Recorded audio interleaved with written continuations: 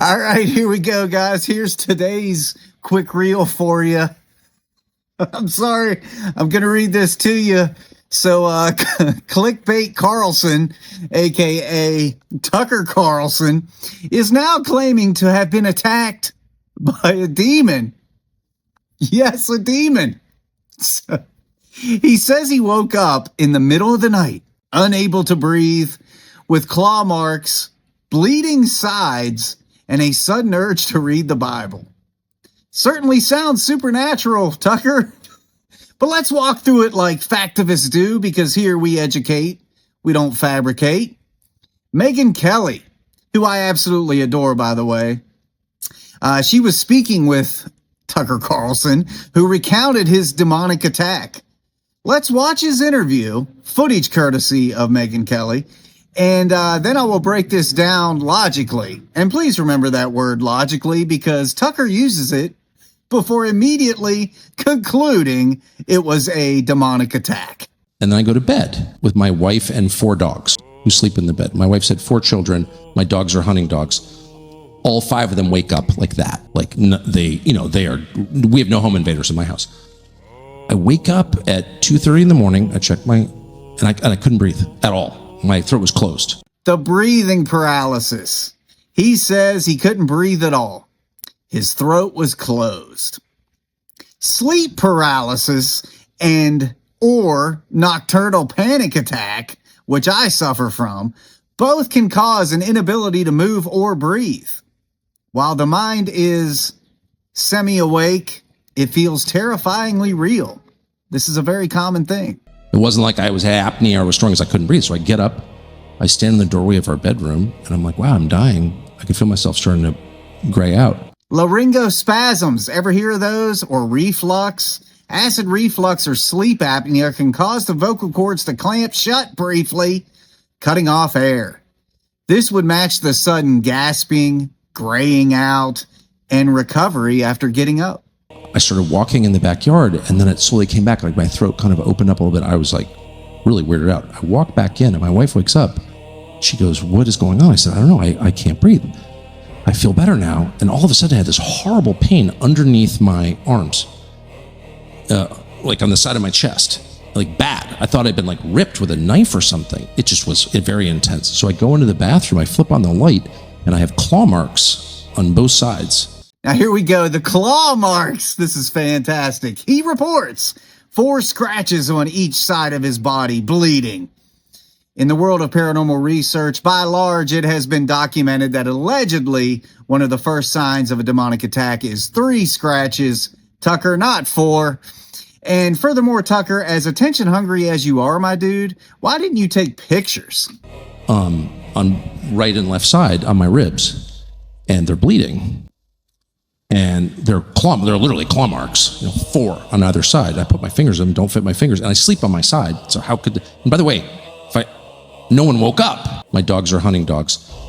All 5 of them wake up like that.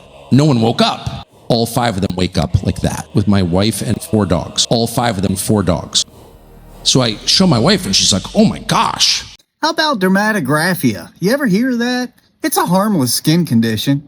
Pressure or stress can literally make the skin welt. Straight red lines that look like scratches. Accidental injury during distress. Scratching himself while half awake can cause symmetrical marks. Dogs in the bed. My dude, I have dogs that sleep with my wife and I am always waking up with scratches on me. I sleep right through it, dude. Dog's claws. With 4 hunting dogs in the bed, it's easy for one to dig in during a startle response without you even noticing. Also, adrenaline. Adrenaline plus low oxygen? That can dull pain perception, man. He might not have felt it until circulation normalized. And then I have this like crazy intense desire to read the Bible. So I read the Bible and I pass out in like 2 minutes, and I wake up and the next morning I thought, man, did I have a wild dream? And then I see blood in my sheets and I go in the bathroom and I have these bloody marks. Dogs smell in stereo, Tucker. Those hunting dogs would have been all over that blood, homeboy. When you first got up, they would have been sniffing it licking it, and rolling in it. Dogs have over 300 million olfactory receptors for scent. And they also have a vomeronasal organ. That organ detects biological scents. So you're going to tell me, not you, not your wife, and not your hunting dogs noticed that blood in that bed when you first leaped out of it. That the blood was discovered after you fell back asleep and woke up again. My wife goes, I think you were attacked by some supernatural being. And I was like trying to be logical about it. And I was like, yeah, I definitely was. Classic retrospective pattern matching, my dude. The mind looks for proof to fit the emotional memory, reinforcing the attack narrative. So what really happened, Tucker? When you combine all these things that I just said, the sleep paralysis, laryngospasms, a startle reaction that led to scratching, possible and most likely dog movement in the bed, and stress-triggered religious association, you get an experience that feels 100% real, yet is entirely explainable through biology, psychology, and environment. So here's my conclusion, my Factivists. Before we label something demonic, this isn't the Travel Channel and little Zachy Baggins, okay? We should rule out the dynamics of the human body and mind. Because sometimes the scariest monsters are born from oxygen deprivation, adrenaline, and imagination working together. First and foremost, why would a demon attack Tucker Carlson? He isn't exactly the poster boy for wholesome entertainment or sober values. He says stuff like this to garner more attention because he knows people like me will call him out.